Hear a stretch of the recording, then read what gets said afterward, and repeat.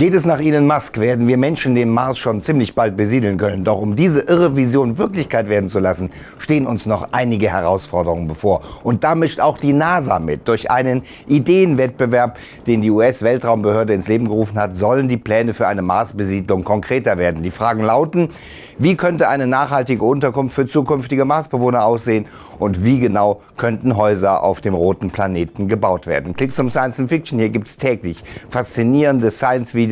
Abonniert den Kanal, nur dann verpasst ihr nichts. Herzlich willkommen. 1, 2, Elon Musk will ja nicht nur der Erste sein, was den Transport zur ISS betrifft, was ja durch eine Explosion der Crew Dragon zurückgeworfen wurde. Im letzten Video haben wir ja detailliert darüber berichtet. Er will auch der Erste auf dem Mars sein. Wir machen ja immer wieder Videos über die super ehrgeizigen Pläne von Elon Musk zu einer zukünftigen Marsbesiedlung. Derzeit ist sein Unternehmen SpaceX ja mit dem Raumschiff The Starship beschäftigt, das etwa 100 Menschen und rund 100 Tonnen Fracht zum Mars bringen soll. The Starship ist knapp 55 Meter hoch und soll auf dem Raketenträger namens Super Heavy in den Weltraum fliegen. Denn geht es nach Elon Musk, kann lediglich eine autarke Stadt auf dem roten Planeten das Fortbestehen der Menschheit sichern. Doch nehmen wir mal an, alle Fragen und Unwägbarkeiten zum Transport der zukünftigen Marsbewohner wären gelöst und Menschen könnten tatsächlich sicher auf dem roten Planeten gelangen.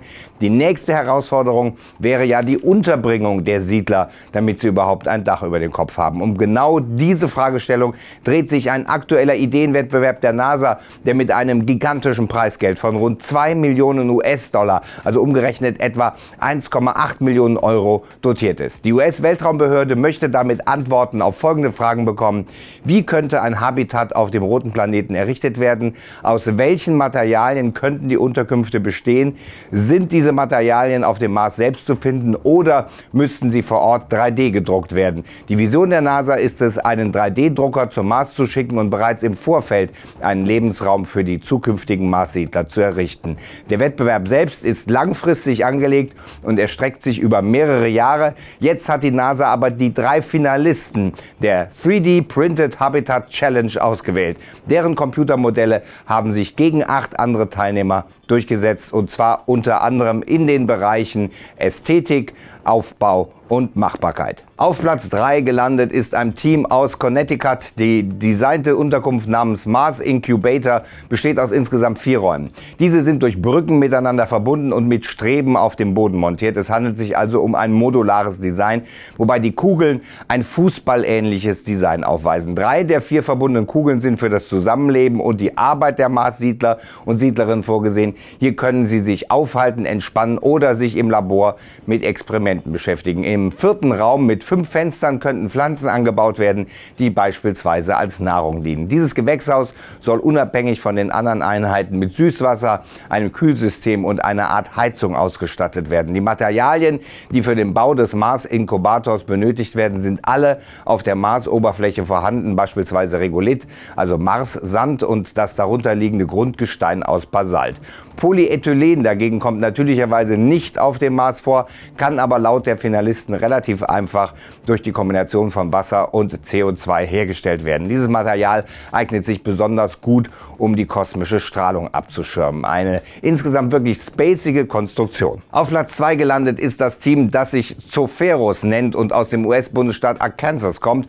Bei ihrem Design haben sich die Macher und Macherinnen an der Natur orientiert, und zwar an dem Bau der Bienenwappen. So sieht ihr Entwurf eine modulare, wabenförmige Bauweise vor.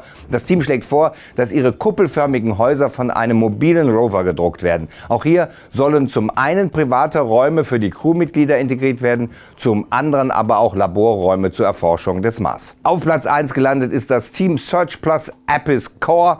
Ihr Design des Mars-Haus zeigt einen hohen zylinderförmigen Turm, der mehrere Etagen beinhaltet. So soll eine künstliche Erdatmosphäre geschaffen werden. An den Seiten und auf der Oberseite sind muldenförmige Öffnungen vorgesehen, die Licht hineinfallen lassen. Auch hier sind natürlich zum einen private und zum anderen dienstliche Räume für die Siedler und Siedlerinnen vorgesehen, verteilt auf den verschiedenen Ebenen. Als Material dient auch hier wieder unter anderem Regolith und Polyethylen. Alle 3 Finalisten haben schon jetzt ein Preisgeld von etwa 27.000 Euro bekommen. In einem weiteren Schritt sollen sie jetzt ein maßstabsgetreues Modell, also in echter Größe in 3D-Druck entwickeln. Schon bald, also im Mai 2019, soll dann der Sieger bekannt gegeben werden, der nochmal 700.000 € abstaubt. Die NASA möchte die Ideen übrigens nicht nur für eine zukünftige Mars-Mission nutzen, sondern auch bezüglich einer möglichen Mondbesiedlung. Doch höchstwahrscheinlich ist zunächst einmal der Mars anzupeilen, denn er ist aus verschiedenen Gründen tatsächlich ein Planet, auf dem man sich Leben theoretisch vorstellen kann. Beispielsweise hat er zumindest eine dünne Atmosphäre, die vor kosmischer Strahlung schützt. Zum anderen sind dort die Temperaturen hinnehmbar und es gibt genug Sonnenlicht, das man nutzen könnte. Zudem ist der Tag-Nacht-Rhythmus auf dem Mars dem der Erde sehr ähnlich. Ein Tag auf diesem Planeten dauert 24 Stunden, 39 Minuten und 35 Sekunden. China plant Marskolonie.